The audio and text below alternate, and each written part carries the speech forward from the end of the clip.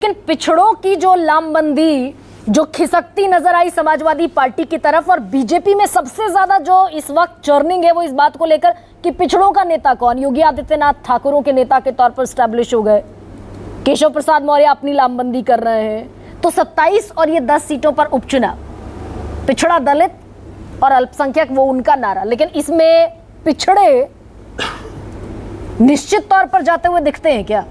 मैं पिछड़ों पे आऊं इसके पहले जो जहां से बद्रीनारायण जी ने छोड़ा था वहीं से शुरू करता हूं। उन्होंने कहा कि मायावती के पास by and large Jatav vote bank अभी भी बचा हुआ है।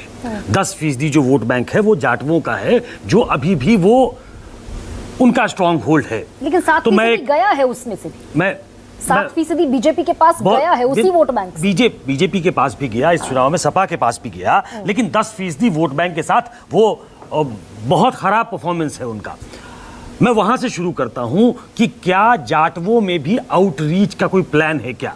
आपने एक नाम बताया समाजवादी पार्टी की तरफ से, मैं खबर के नाते भी उसको बता दूं कि हो सकता है कि आप जिस तरफ इशारा कर रही थी या जिनका नाम बता रही थी वो विपक्ष के नेता नहीं हो। मैं 3 नाम बताता हूं, हो सकता है उनमें से कोई विपक्ष का नेता होगा और वो जाटव हो सकता है।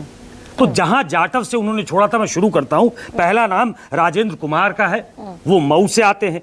दूसरा नाम त्रिभुवन दत्त का है, वो अंबेडकर नगर से आते हैं। तीसरा नाम मनोज कुमार पारस का है, वो बिजनौर से आते हैं। इन तीनों में से कोई विपक्ष का नेता हो सकता है। जो हम आप बैठकर सोच रहे हैं वो अखिलेश यादव नहीं सोच रहे हैं, ऐसा नहीं है। उन्हें मालूम है कि ये जो प्रयोग उन्होंने किया, शुरू में इसका बहुत माहौल भी बना, ऐसा लगा कि कुछ कॉइन कर दिया है पीडीए, लेकिन धीरे धीरे उसने इनरोड बनाया और उन्होंने मानस पटल पे ये अंकित करा दिया कि ये पीडीए फॉर्मूला काम कर रहा है।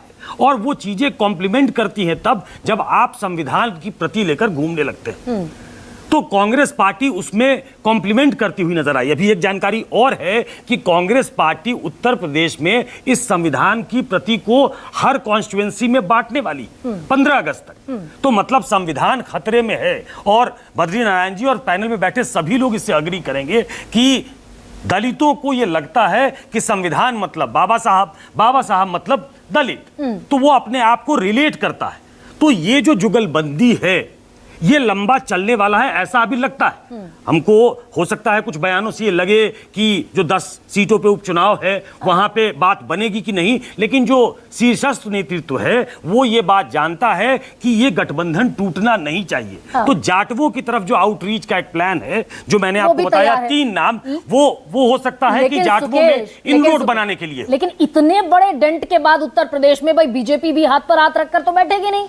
मैं आ रहा था, भी आउटरीच प्रोग्राम पर जाएंगे। 27 की बड़ी चुनौती और ये 10 सीटों पर उपचुनाव, ये तो सीधे साख का सवाल है। 10 सीटों पे उपचुनाव की प्रक्रिया शुरू हो इसके पहले संगठन से लेकर सरकार तक में इसका काम शुरू हो गया है। देखिए, ऐसा है कि ये 10 सीटों का चुनाव योगी आदित्यनाथ के लिए भी करो या मरो का प्रश्न है। जिस तरीके का वहां संघर्ष चल रहा है, जिसको दिखाने की कोशिश भी, मतलब जिसको छिपाने की कोशिश हो रही है, लेकिन संघर्ष अंदर अंदर है, तो उसको मटियामेट करने की, उसको बुलडोज करने की कोशिश होगी। योगी आदित्यनाथ ने लंबा चौड़ा एक फौज तैयार कर ली है, लंबी चौड़ी, और वो सिर्फ अपने वोटर को तक आउटरीच प्रोग्राम मतलब आउटरीच करने का प्लान है कि कैसे हमारे वोटर, देखिए जो बसपा का वोटर था, छवि वो भी है ना योगी आदित्यनाथ की कि भाई ठाकुरों के नेता हैं।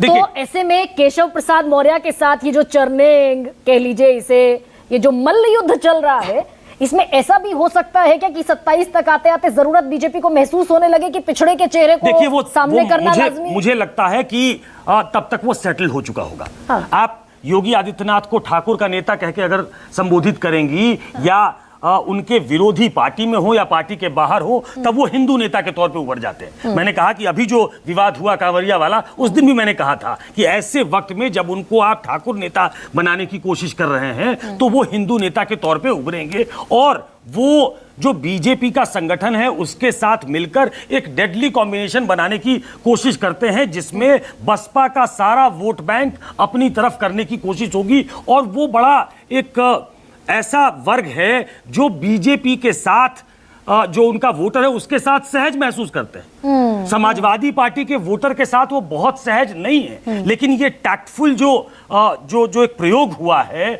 और जो संविधान का बचाने का जो तड़का लगा, उसने दलितों को उनकी तरफ मोड़ा है। और ये जो एक दूसरे को, मैंने कहा कॉम्प्लीमेंट करने की बात, तो एक दूसरे को कॉम्प्लीमेंट करते हुए गाड़ी यहां तक पहुंची है। बीजेपी हाथ पे हाथ धरी नहीं बैठी। वही मैं कह रही हूं। तो मैसिव सिद्धार्थ, संगठन, हाँ, एक मैसिव संगठन जिसका इतना बड़ा पाफरनेलिया है, जिसके इतना बड़ा वर्ग लाभार्थियों का है और जिसका इतना बड़ा पॉपुलर नेताओं का बेस है, तो वो चुपचाप नहीं बैठेंगे। लेकिन